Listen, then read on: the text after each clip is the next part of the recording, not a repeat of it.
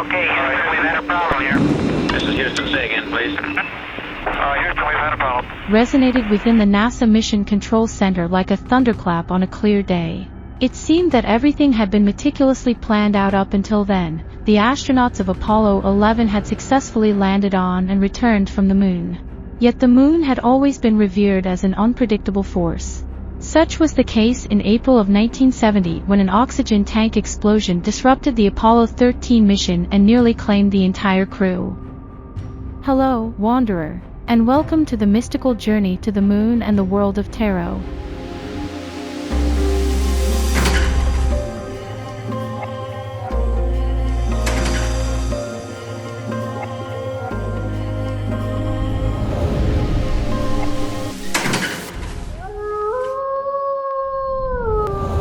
In most existing mythologies, the moon represents an unpredictable and feminine essence.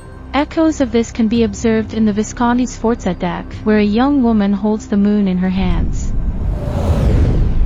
Women are depicted on both the 17th century Tarocchi Metelli card and the 18th century Belgian tarot card.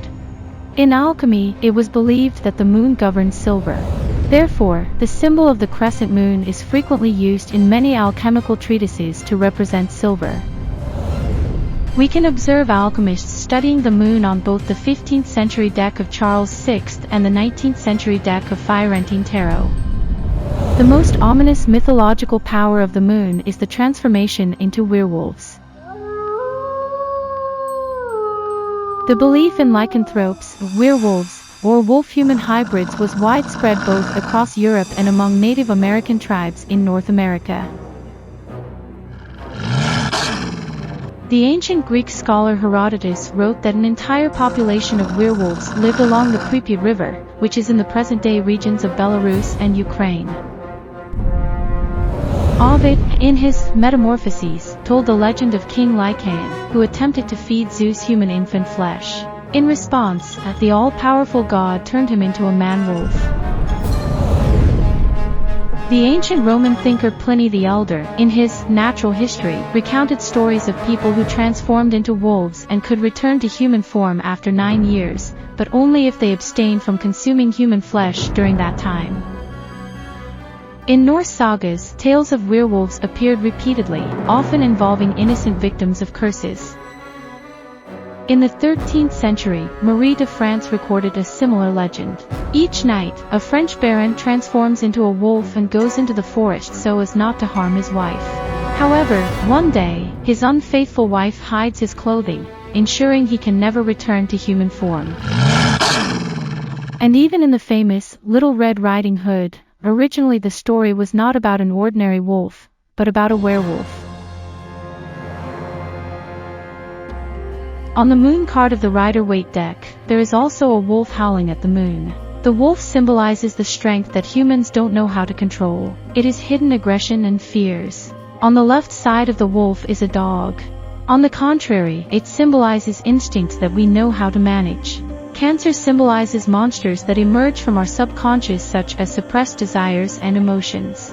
The two towers represent fears and doubts, and passing between them, like a gateway, leads us to a world filled with sunlight and light.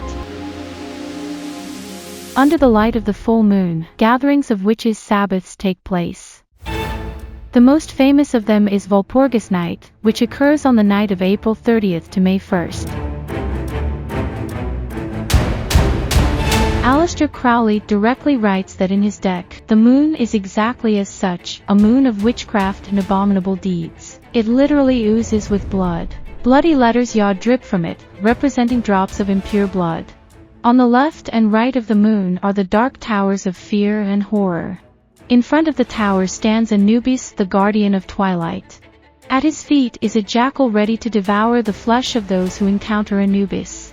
However, at the bottom of the card, we see the Egyptian sacred scarab Khepri, holding the sun disk in its jaws. And this is a symbol that morning sprouts in the midnight, a ray of hope. In many mythologies, the moon is a female deity. Roman Luna and Greek Selene, for instance. Japanese Tsukuyomi-no-Mikoto. Chinese Chang'e. By the way, the Chinese lunar space program is named after her. In the 2030s, China plans to establish its first lunar station. As for the new NASA lunar program, it's named after Artemis, who is also considered the Greek goddess of the moon. The next astronaut landing on the moon is planned for 2025, and by the end of the 2020s, they promise to build the first Artemis station on the moon.